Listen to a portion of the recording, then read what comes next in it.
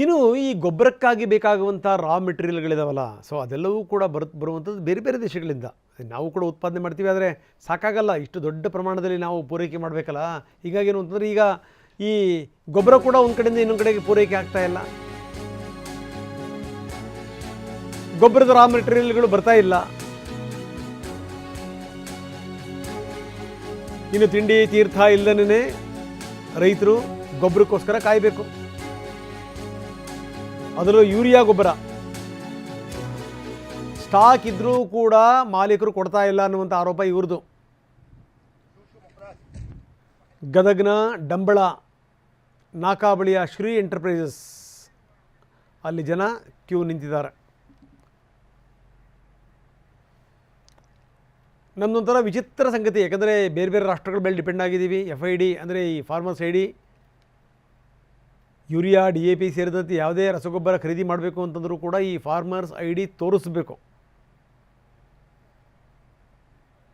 ಆದರೆ ನಮ್ಮಲ್ಲೆಲ್ಲವೂ ಕೂಡ ಫಾಲೋ ಆಗ್ತಾವ ಇಲ್ಲ. ಬನ್ನಿ ನಮ್ಮ ಪ್ರತಿನಿಧಿ ಸಂಜೀವ್ ಅಲ್ಲಿದೊಂದು ಪ್ರತ್ಯಕ್ಷ ವರದಿ ಕೊಟ್ಟಿದ್ದಾರೆ, ನೋಡೋಣ. ಗದಗ ನಗರದಲ್ಲಿ ಶ್ರೀ ಎಂಟರ್ಪ್ರೈಸಸ್ನಲ್ಲಿ ಸಾಕಷ್ಟು ಗೊಬ್ಬರ ಸ್ಟಾಕ್ ಇದ್ದರೂ ಕೂಡ ರೈತರಿಗೆ ಮಾತ್ರ ವಿತರಣೆ ಆಗ್ತಿಲ್ಲ. ಹೀಗಾಗಿ ಬೆಳಗ್ಗೆ 5 ಗಂಟೆಯಿಂದಲೇ ಪಾಳಿಗೆ ಹಚ್ಚಿದಂಥ ರೈತರು ಮಧ್ಯಾಹ್ನ 12 ಗಂಟೆ ಆದರೂ ಕೂಡ ಪರದಾಡುವಂಥ ಸ್ಥಿತಿ ನಿರ್ಮಾಣ ಆಗಿದೆ.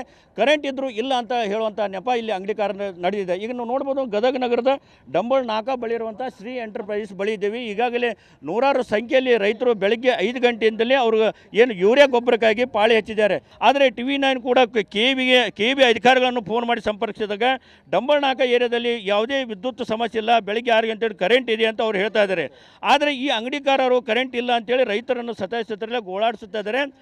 ಹೀಗಾಗಿ ಇದು ಯಾವುದು ಸತ್ಯ ಯಾವುದು ಸುಳ್ಳು ಅನ್ನೋಂಥದ್ದು ಕೂಡ ಈಗ ರೈತರಿಗೆ ಗೊಬ್ಬರ ಇದ್ದರೂ ಕೂಡ ಈ ಥರ ಸುಳ್ಳು ಹೇಳಿ ರೈತರನ್ನು ಸತಾಯಿಸುವ ಕೆಲಸ ಮಾಡ್ತಾ ಇದ್ದಾರೆ. ಹೀಗಾಗಿ ರೈತರು ಕೂಡ ಸಾಕಷ್ಟು ಆಕ್ರೋಶವನ್ನು ವ್ಯಕ್ತಪಡಿಸಿದ್ದಾರೆ. ಯಾಕೆಂದರೆ ರೈತರ ಜೊತೆ ಚೆಲ್ಲಾಟ ಆಡುವಂಥ ಕೆಲಸ ನಡೆದಿದೆ. ಯಾಕಂದರೆ ಈಗಾಗಲೇ ಸಾಕಷ್ಟು ಮಳೆಯಾಗಿದೆ, ಬಿತ್ತನೆ ಕಾರ್ಯದಲ್ಲಿ ರೈತರು ಬೀಜ ಇದ್ದಾರೆ, ಅವರಿಗೆ ಗೊಬ್ಬರ ಅವಶ್ಯಕತೆ ಇದೆ. ಆದರೆ ಗೊಬ್ಬರ ಕೊಡಬೇಕಾದ ಅಂಗಡಿ ಮಾಲೀಕರು ಈ ಥರ ಸುಳ್ಳು ಹೇಳುವಂಥ ಕೆಲಸ ಮಾಡ್ತಾ ಇದ್ದಾರೆ. KB ಅಧಿಕಾರಿಗಳು ಅಂತ ಹೇಳ್ತಾರೆ. ಈಗ ಒಟ್ಟಾರೆಯಾಗಿ ಇಲ್ಲಿನ ಗದಗ ಜಿಲ್ಲೆಯಲ್ಲಿ ಆಡಳಿತ ವ್ಯವಸ್ಥೆ ಹದಗೆಟ್ಟು ಹೋಗಿದೆ ಅಂತ ಅನ್ನುವಂಥ ಏನು ಪರಿಸ್ಥಿತಿ ನಿರ್ಮಾಣ ಆಗಿದೆ. ಇಲ್ಲೇ ರೈತರಿದ್ದಾರೆ, ಕೇಳೋಣ. ಸರ್, ಎಷ್ಟು ಗಂಟೆಗೆ ಬಂದಿರಿ? ಈಗ ಏನು ಹೇಳ್ತಾ ಇದ್ದಾರೆ? ಗೊಬ್ಬರ ಸಿಗ್ತಾ ಇದೋ ಇಲ್ಲೋ? ಗಂಟೆಗೆ ಬಂದೀವ್ರಿ ಸರ. ಇಲ್ಲಿ ಯಾರು ನಮ್ಗೆ ಏನು ಯಾವ್ದಕ್ಕೆ ಬಂದಿರಿ ಅಂತ ಕೇಳಾರಿಲ್ಲ.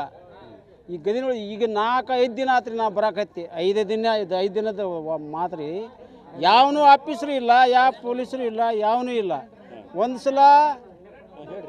ಸಲ ನಿನ್ನಕ್ಕಿಂತ ಮೊನ್ನೆ ಎಕರೆಗೆ 1 ಚೀಲ ಕೊಡ್ತೀವಿ ಅಂದರು, ಅದಕ್ಕೂ ಒಪ್ಕೊಂಡಿವಿ. ನಿನ್ನೆ 4 ಎಕರೆಗೆ 1 ಚೀಲ ಕೊಡ್ತೀವಿ, ಅದಕ್ಕೂ ಒಪ್ಕೊಂಡಿವಿ. ಈಗ ಬೆಳಿಗ್ಗೆ 6 ಗಂಟೆಗೆ ಬಂದಿರಿ, ಈಗ 12 ಗಂಟೆ ಆಗಿದೆ. ಏನು ಕಾರಣ ಹೇಳ್ತಾ ಇದ್ದಾರೆ? ಕೊಡ್ತೀವಿ, 30 ಮಂದಿ ಕೊಡ್ತೀವಿ, ಕರೆಂಟ್ ಇಲ್ಲ ಅಂದಾರ ಸರ್.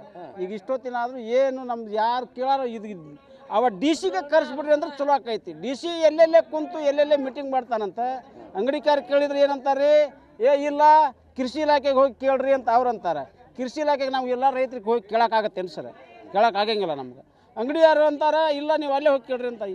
ನಮ್ಮ ರೈತರದ್ದು ಯಾವನು ದಿಕ್ಕ ಇಲ್ಲ, ಇದಕ್ಕೆ ಯಾವ ತಂದೆನೂ ಇಲ್ಲ, ತಾಯಿನೂ ಇಲ್ಲ ಇವರಿಗೆ. ಆಗ ಯಾರು ಬೇಕಾದ್ರೆ ಅವ್ರು ಹೋಗೋದು ಕೇಳೋದು ಹೋಗೋದು ಇದೇ ನಡೆದ್ಬಿಟ್ಟೈತ್ರಿ. ಇದಿಷ್ಟು ರೈತರ ಆಕ್ರೋಶ. ಈಗ ರೈತರ ಏನು ಪರಿಸ್ಥಿತಿ ಕೇಳೋರು ಇಲ್ಲದಂತಾಗಿದೆ, ರೈತರಿಗೆ ದಿಕ್ಕವೇ ಇಲ್ಲದಂತಾಗಿದೆ. DC ಅವರು ಕೂಡ ಕಚೇರಿಯಲ್ಲಿ ಕೂಡ ಮೀಟಿಂಗ್ ಮಾಡ್ತಾರೆ, ಆದರೆ ಇಲ್ಲಿ ನಮ್ಮ ಗೋಳು ಮಾತ್ರ ಕೇಳೋರು ಯಾರೂ ಇಲ್ಲ. ಈಗ ಅಂಗಡಿಕಾರರು ಕೂಡ ನಮ್ಮ ಜೊತೆ ಚೆಲ್ಲಾಟ ಆಡ್ತಾರೆ ಅನ್ನೋ ಆಕ್ರೋಶ ಈಗ ರೈತರು ವ್ಯಕ್ತಪಡಿಸ್ತಾ ಇದ್ದಾರೆ. ಕ್ಯಾಮ್ರಾಮನ್ ಶಂಭು ಜೊತೆ ಸಂಜೀವ್ ಪಾಂಡ್ರೆ, TV9 ಗದಗ್.